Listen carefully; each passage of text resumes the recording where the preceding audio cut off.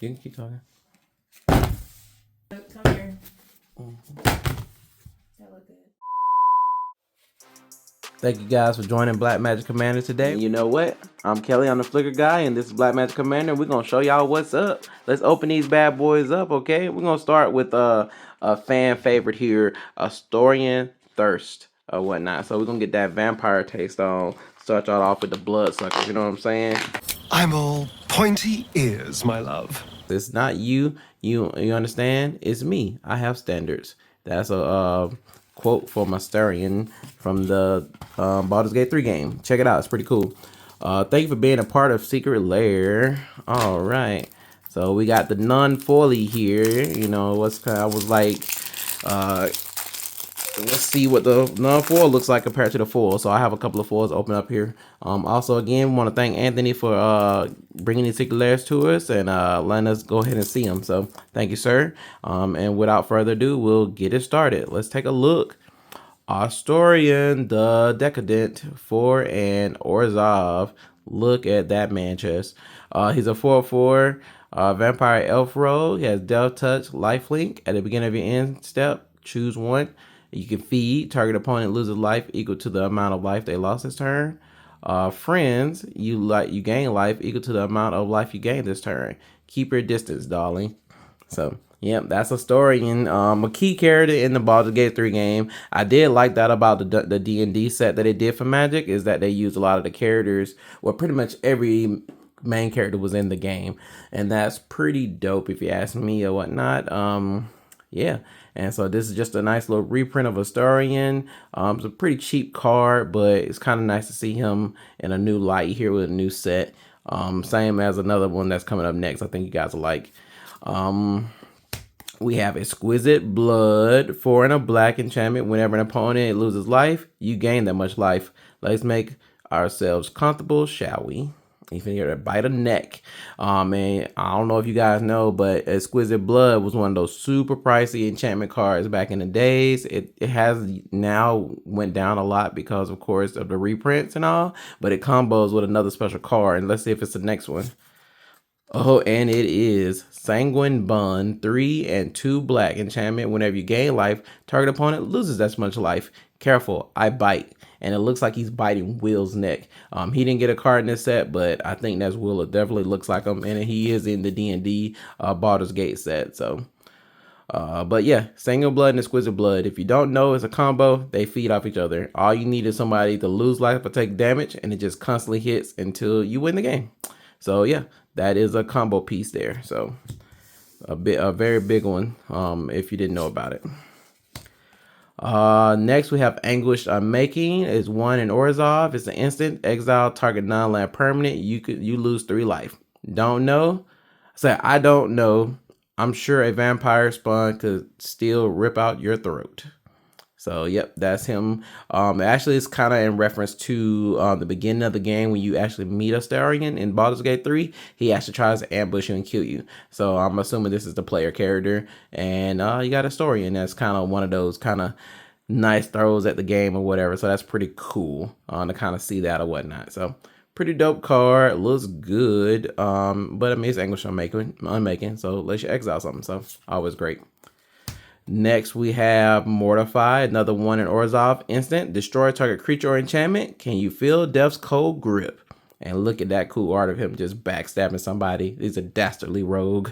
So yeah, love to see a story in the art and just kind of give you that theme. So if you're making a commander deck, you really get that feel that you're being a Astarion. So that's pretty dope. And next is a secret card. What do we get? It is a 4 Zorn, 2 and a red elemental, 3/2. If you would create 1 or more treasure tokens, instead create those tokens plus an additional treasure token. As a devourer of rare gemstones, a Zorn might view even the king's treasury as no more than an all-you-can-eat bankrupt buffet. Crazy art there. You see the Zorn. Pretty art. It's a cool reprint because Zorn is a really good card. If you, I mean, with them making so many treasures and sets nowadays, this just allows you to get more. So it's a great addition if you're in red. Doesn't necessarily fit with Astarion, but it's in the Baldur's Gate setup and it's pretty dope. So And we're going to do the next non-foil, which is going to be Death is the Eye of the Beholder 2. Aggressive, hateful, and greedy. These aberrations dismiss all other creatures as lesser beings, toying with them or destroying them as they choose. Thank you for being a part of Secret Lair yet again. Let's get to it. We're going to make this a little bit faster so we don't have the super longest video in the world. Here we go. Kazakar, the Eye Tyrant, 3 and a black and Rakdos. Legendary Beholder, 5/5. Whenever you attack a player, tap target creature that player controls and goad it. Whenever an opponent attacks another one of your opponents, you and the attacking player each draw a card and lose 1 life. So gold mechanic, gold commander. It looks pretty good. No curls and none full, of course. But yeah, that art is pretty psychedelic. So makes for a good commander. We have Beholder's Death Ray, which is snuff out. It's 3 and a black. This card is it was definitely a really expensive card too. And then they reprinted it once, and now we got another reprint of it. It's an instant. If you control a swamp, you may pay for a life rather than pay this spell's mana cost. Destroy a target non-black creature. It can't be regenerated. On a failed save, target creature dies. So that's pretty cool. Great reprint. I mean, it's a free removal spell, essentially, or whatever, just for 4 life. So life is a resource in Magic, and yeah, you should use it. Pretty cool card. Beholders, Innervation Ray. Defile. That's another it's another different card or a different version of Defile. It's 1 black instant. Target creature gets -1/-1 until end of turn for each swamp you control. On a failed save, target creature takes 8d8 necrotic damage. So yeah, buddy. A small spell that can go really big depending on what you're playing, especially if you're in mono black. So there you go. You see him getting eviscerated there. So it's pretty dope. Beholders are a problem. Next up, we have Beholder's Paralyzing Ray. It is Oubliette. It's 1 and 2 black enchantment. When Beholder's Paralyzing Ray enters, target creature phases out until Beholder's Paralyzing Ray leaves the battlefield. Tap that creature as it phases in this way. On a fail save, target creature becomes paralyzed. So Oubliette is a nice little removal spell. Yeah, just takes out a commander if you got it, and if they don't have enchantment removal, yeah, say goodbye to that commander for a long time. So great card there, great reprint. Very gruesome art there. Look at that thing. It's kitty gruesome. Then we have Beholder's Telekinetic Ray, which is Fling. It's 1 in a red instant. As an additional cost to cast a spell, sacrifice a creature. Beholder's Telekinetic Ray deals damage equal to the sacrificed creature's power to any target. On a failed save, target creature can be moved up to 30 feet in any direction, because I'm throwing the mess out of them. So cool, crazy art. Look at that thing. Just blasting away. And yeah, Fling is a great finisher. So cool card. Next, we have Beholder's Disintegration Ray. It's Fire Covenant. It's 1 and Rakdos. It's an instant. As an additional cost to cast a spell, pay X life. Beholder's Disintegration Ray deals X damage divided as you choose amongst any number of target creatures. So it's a cool little removal spell here with your life. So that's really dope. On a fail save, target creature becomes a pile of fine gray dust. That is a cool removal board wipe spell there. So, and it's targeted, so you can't beat that. So you can pay a good little bit of life in there and knock out some problems on the board for you. So it's pretty dope. Moving on to the secret card. It is Prosperous Innkeeper, 1 and a green. Doesn't he look like you want to say something? He's a human or a halfling citizen. When Prosperous Innkeeper enters, create a treasure token. When another creature you control enters, you gain 1 life. I'll give you a free flagon of ale if you don't talk to me about the weather. A 1/1. And look at all those people behind them. That's pretty cool. Another treasure creator. So pretty dope art. Pretty cool secret card. Pretty cool little set. The Beholders. Can't beat that. So we'll move on to the next one. This is 1. So yeah, this one's gonna be full. So a little bit of different cards, but we're still dealing with Beholders. Out These bizarre creatures are possessed of alien intelligence, inhuman form of perception, and the ability to shape reality through force of will or even by their mere presence. Probably not. Oh, it's a shiny one today. This is gonna make some people happy who love the foil. Let's check the curl. It's not curled. It's flat. Oh, just had to do that. Of course, if they send me personal ones, I get scratches and curls. You know, Hasuna Miku, if y'all saw that video. And one other thing I noticed here, look at this line in the middle. But continuing on here, let's go with Xanathar, Guild Kingpin. He's 4 red and a black. Look at that crazy full art. Looks like you're tripping. Yeah, hopefully you didn't have a little puff before this video, because you be wilding out right now. He's coming for you. But yeah, legendary creature beholder. At the beginning of your upkeep, choose target opponent. Until end of turn, that player can't cast spells. You may look at the top card of their library anytime. You may play the top card of their library, and you may spend mana as though it were mana of any color to cast spells this way. He's a 5/6. Rude card, very sin triplets like whatever. Cool seen as a reprint.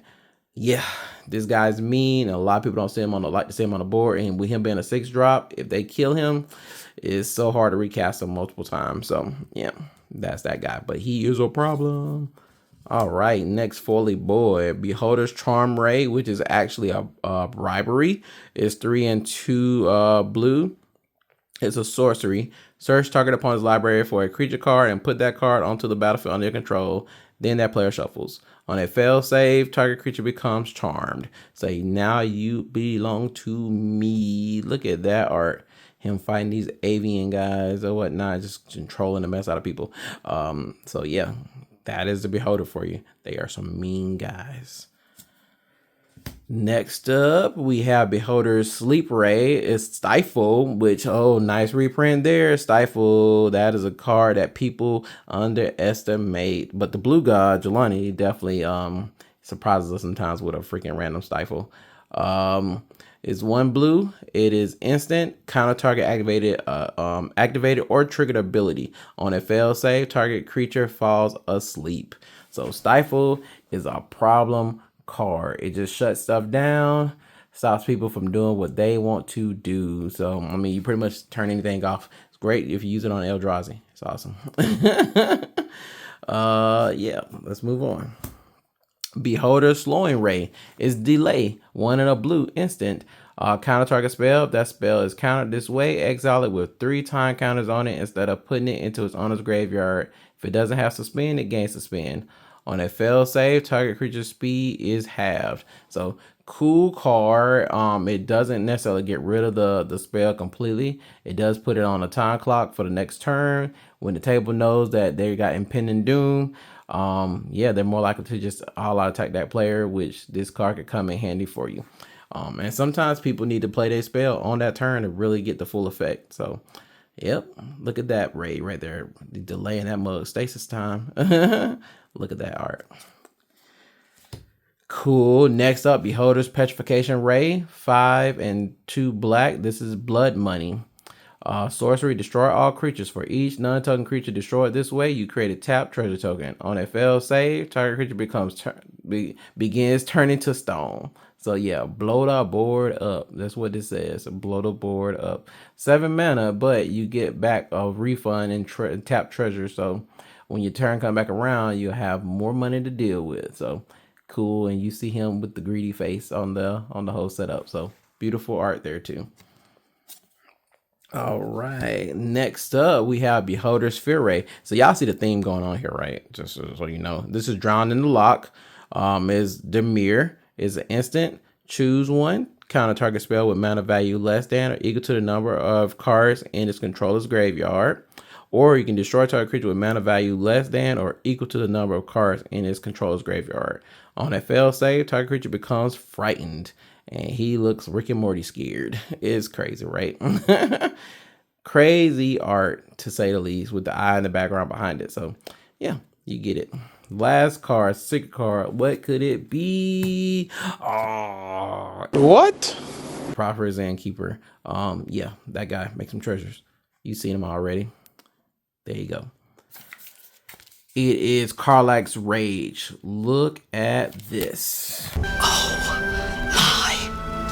Also being a member, there's courage in being terrified, but still going forward. Let's do this thing. Karlach, Fury of Avernus. Look at her burn. She's 4 and a red. She's a 5/4 tiefling barbarian, legendary creature.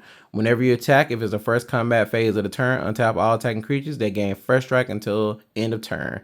After this phase, there's an additional combat phase. Choose a background. I never wanted to save Zariel, forced to fight, and fight I did. So yeah, she has a troubled story. She's a fighter and she takes stuff out, but she has a kind heart overall, but she's too hot to be touched. So yeah, that's Karlach, and in full, she is fiery. Look at that. That looks so good. Oh, whatnot. So, and the choose background, if you didn't know, if you played the set, it's an enchantment that you can use as in your command zone that kind of gives those characters a background / stat buff or whatever, or some kind of ability for the commander. So just so you don't, if you don't know, you know now. Let's move it on. A lot of Karlach here. City of Fire, 5 and 3 red. This is a hit.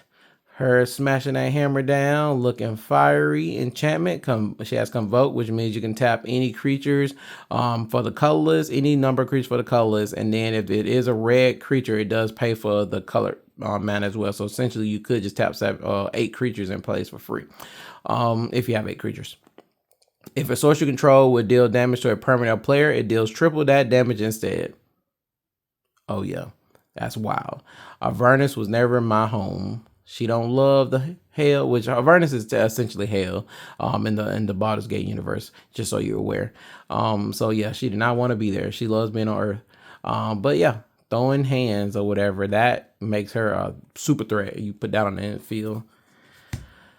Alrighty, and then we have Stranglehold, 3 and a red. It's an enchantment. Your opponents can't search libraries. If an opponent would begin an extra turn, that player skips that turn instead. Let's cook with fire, baby. Why this card is in here, I don't know. But it does stop people from looking for answers when you get her on the battlefield. And they can't take extra turns, but you can take extra combat. So yeah. And then we have Thrill of Possibility is 1 and a red. Instant. As additional cost to cast this spell, discard a card, draw 2 cards. May we live every day like it's our last, cause you never know when your last will come. Oh, and again, there you go. It's got her sitting there talking, holding hands with what I would assume is the player character again from Baldur's Gate 3. Where you kind of just have a sweet moment together with your character or whatnot. So beautiful art. She looks lovely. Not necessarily a fan of the Thrill of Possibility, but the fact of the card, it does fit with theme, and yeah, it looks pretty. All right, this is a big one here. Dolmen Gate, 2 colors. It is an artifact, and I think this is like the first reprint that it's ever had, maybe. It's an artifact. Prevent all combat damage that will be dealt to attacking creatures you control. Stick close to Mama K. Yeah, buddy. This card right here, this is the MVP of the pack or whatever from the Secret Lair. This card just lets you just swing without worry of your stuff dying. So yeah, it's pretty cool. The art looks really good, and like I said, I think this is one of the only reprints, especially now in full, because I don't think it ever had a full version of it. So yeah, it's pretty dope or whatnot. Pretty good if you're an attacking deck, and it's just 2 mana, so cool stuff. Then finally, for our secret card, we have Archivist of Ogma, 1 and a white. It is a creature halfling cleric. It has flash. Whenever an opponent searches their library, you gain 1 life and draw a card. Kind of counterintuitive to the other card, right? Now, if I can't let you search, you can't actually let me gain life and draw a card. Always keep your secrets safe, especially the secrets you've stolen, a 2/2. But cute art made the halfling look really cool or whatnot. This also is a reprint from the set as well. So for the final Secret Lair, it's the old school box, the front. It is Secret Lair Dungeons & Dragons and an exhibition of adventure. So this is your big boy of the set, right? It's cool that they did the old big box side of it. So let's see what's here. Rules for fantastic medieval war games campaigns playable with paper and pencil and miniature figures. This one has a nice little box. Look at that. Like the game book. Yeah, that is pretty a collector's piece indeed. Don't hurt this box. Yeah, that's dope. Put that on a shelf or something, you know. That's really cool. Let's open that up, take that sleeve off. We get the standard box. Unbox this part. Let's go, guys. Let's see what we got here. Let's see. Oh, that all that white is kind of blinding, right? Fell the Mighty, 4 and a white sorcery. Destroy all creatures with power greater than target creature's power. Dungeons and Dragons supplement 1 Greyhawk.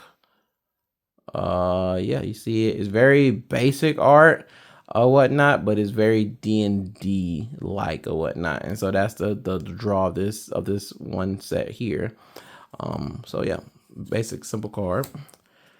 And then we have Faithless Looting is 1 red. It's a sorcery. Draw 2 cards and discard 2 cards. Flashback 2 and a red. And then it's from the Advanced Dungeons and Dragons Player's Handbook. So you can see the goblin statue there and the guy's climbing on it. This is classic D&D, guys. Classic D&D. Goldspan Dragon, 3 and 2 red. This is a good card to have reprinted. It's a 4/4 flying haste. Whenever Goldspan Dragon attacks or becomes the target of a spell, create a treasure token. Treasures you control have tap, sacrifice this artifact, add 2 mana of any 1 color. Dungeons and Dragons, guys. Basic rules. Red box. So yeah, that's a typical red dragon and a warrior trying to fight him.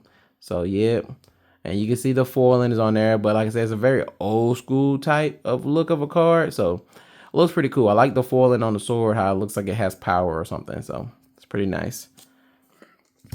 Then we have Reality Shift, one of my favorite cards. It's 1 in a blue instant. Exile target creature. Its controller manifests the top card of their library. Advanced Dungeons and Dragons Dungeon Master Guide, 2nd edition. So it's a wizard fighting the dragon. So we are fighting a lot of dragons in basic Dungeons and Dragons with all the classes. So if you can see that, I know that was a little bit harder to see. So I can bring it in a little bit. The art does look really good. Very like I said, old school. If you're into that old school D&D look or whatnot, it's a magnificent card. All right, then we have Monster Manual. This is a cool card, 2, 3, and a green. It looks great in this foil with his art. It's an artifact. It does have an adventure on it. A zoological study, 2 and a green. Basically cultivate mana. Sorcery adventure. Mill 5 cards and return a creature card. Mill this way to your hand. And then we actually plant it onto the field for 1 and a green. You can tap it. You may put a creature card from your hand onto the battlefield. Monster Manual 3rd edition. So, and this is the cool part about this is no summoning sickness. So if you have 6 mana, you can immediately drop this, pay the 2, and then drop a creature for the free ski. And you can do it at instant speed. So you can technically do it right before your turn. So you don't have to pop it right then. So great card with that one. Yeah, pretty dope. Next up is Ponder. It's a classic 1 blue sorcery. Look at the top 3 cards of your library, then put them back in any order you may shuffle. Draw a card. It's a way to not get stuck if you don't have good choices on top. You can just shuffle whatever is going on that deck around. So really cool. You got the dragon kind of eyeing everything, seeing what's going on in his bauble. So yeah, pretty cool. All right, last up we have forgive me if I pronounce this wrong. Asarirak, the Archlich, 2 and a black, and he is a zombie wizard, a 5/5. Whenever he enters the battlefield, if you haven't completed Tomb of Annihilation, return him to his owner's hand and venture into the dungeon. Whenever he attacks, for each opponent, you create a 2/2 black zombie creature token unless that player sacrifices a creature. So, and of course, he is a combo piece as well. Because you can pretty much infinitely go through the dungeon. The dungeon is a second side piece mechanic, if you're not aware, from Dungeons and Dragons, where they introduce you enter the dungeon. And then they have a select few dungeons that you can choose from that are based off of dungeon crawls in the D&D game, which gives you draw cards, search for lands, gives you tokens, things like that or whatnot. But when you combine him with a special blue free zombie casting card, I cannot remember the name of it. I'll probably try to pop it up on screen here. Yeah, he goes infinite and just lets you go through the dungeon infinitely, which essentially leads to you winning. So yeah, that's that guy. Cool reprint, looking a lot like a Lich King Lord, looking almost Vecna like, but great art. So yeah, that's that set there, guys. And then, oh, don't let me forget the secret card. I know y'all are waiting. Let's see. Hopefully this is not a disappointing one. So fingers crossed on this one. Let's take a look at it. Y'all ready? Round of applause. Dark Deal. 2 and a black sorcery. Each player shuffles all cards in their hand, then draws that many cards -1. It is the Black Wheel. So look at that art. It looks very interesting. It's kind of dark. The foil isn't helping with that part, because I can't really tell who these characters are, if they're anybody in particular, but it's Dark Deal. That's a big deal. It's a wheel in black.